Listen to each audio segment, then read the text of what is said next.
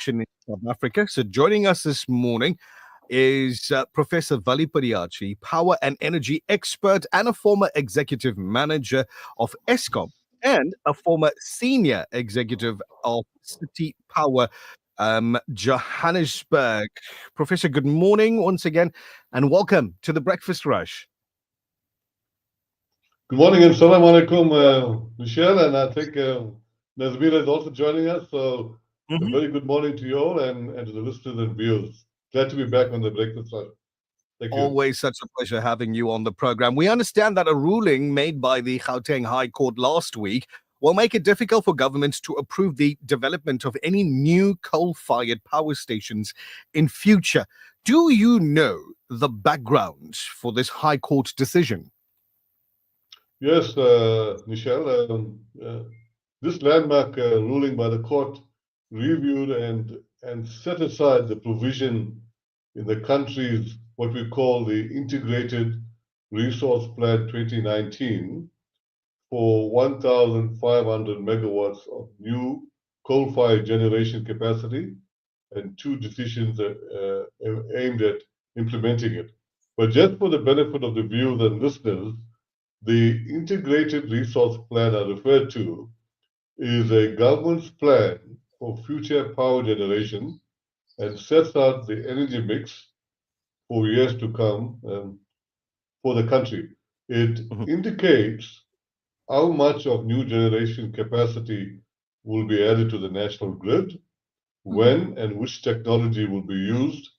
For example, coal generation, nuclear, hydro, or solar. And just my final point on this.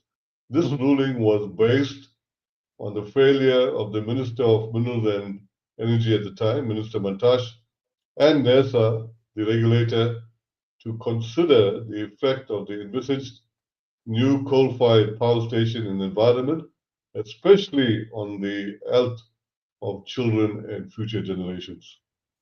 What is the impact of this High Court decision? Thanks for that question, Nazmira.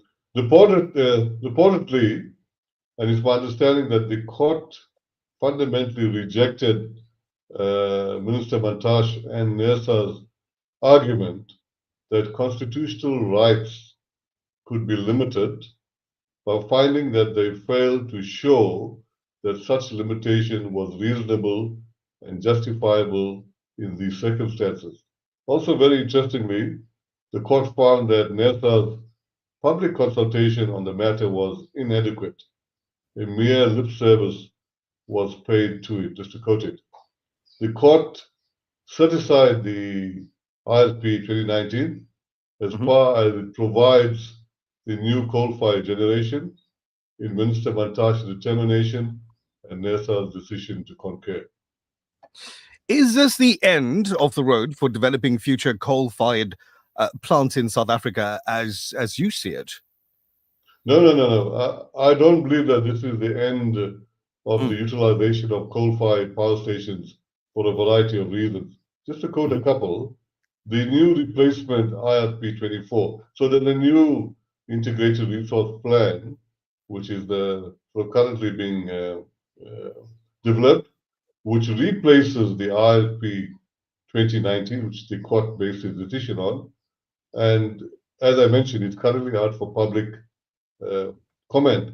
And this new plan, Nazmira and Michelle, still contains coal-fired power plants in the future SA energy mix. And then in furtherance, at a further point, as a dispatchable technology, modified coal-fired power stations are key to energy security 24/7, 365.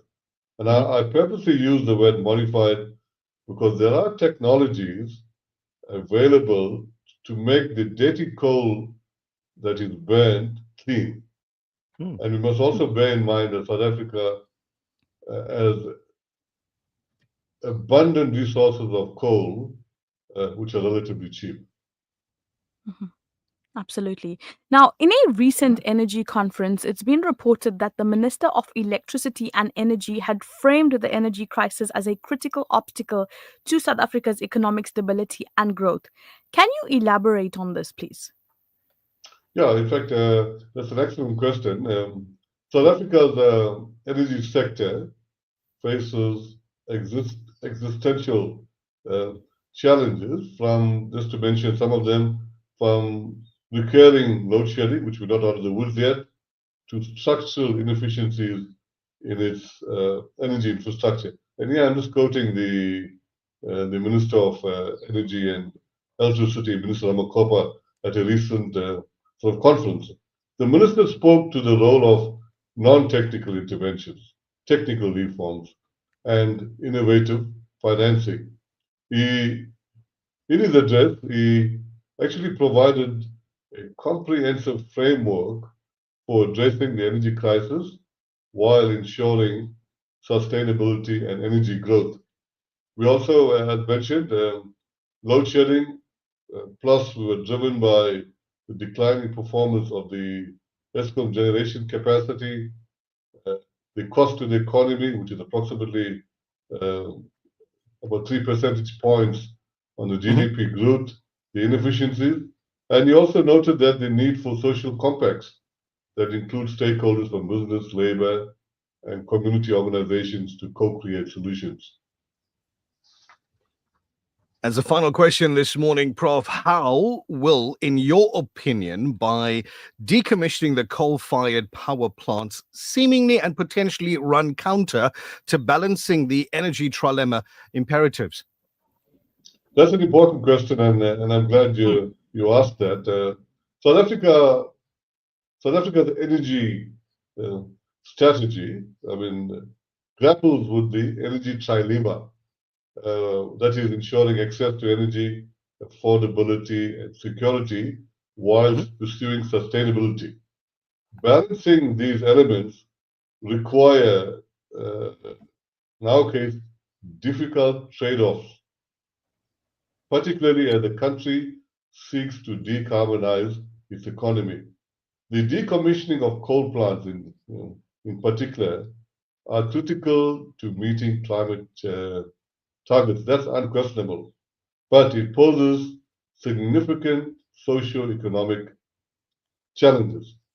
Coal-dependent communities, like we see in Mpumalanga, faces potential job losses, whilst regions reliant on coal-fired plants risk economic decline. The minister stressed the importance of a just energy transition that safeguards livelihoods and integrates affected communities into the new energy economy. That's the key requirement, Michelle and Elvira. Thank you very much for your time. As always, Professor Vally Padayachee, much appreciated your expertise and just explaining to our listeners what's going on in the energy sector here in South Africa. Very important as these moves affect our daily lives in the long run. So thank you once again for making time for us as you do, as often as you do as well. And we want to wish you a phenomenal day going forward. My pleasure. Thank you very much, Michelle and Elvira.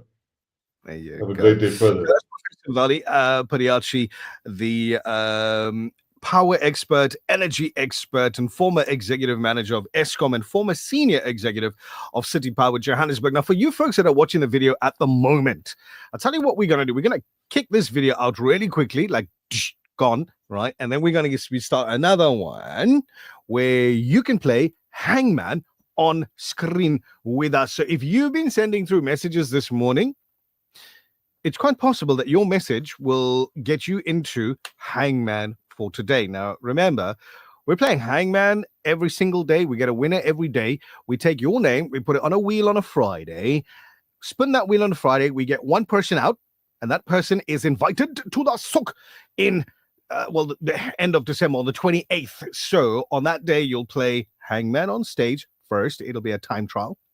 2 people will then go forward to play the Flip It game on stage at the souk, 28 December. If you've been sending through messages this morning, your phone's about to ring. I think it might be you. The Breakfast Rush.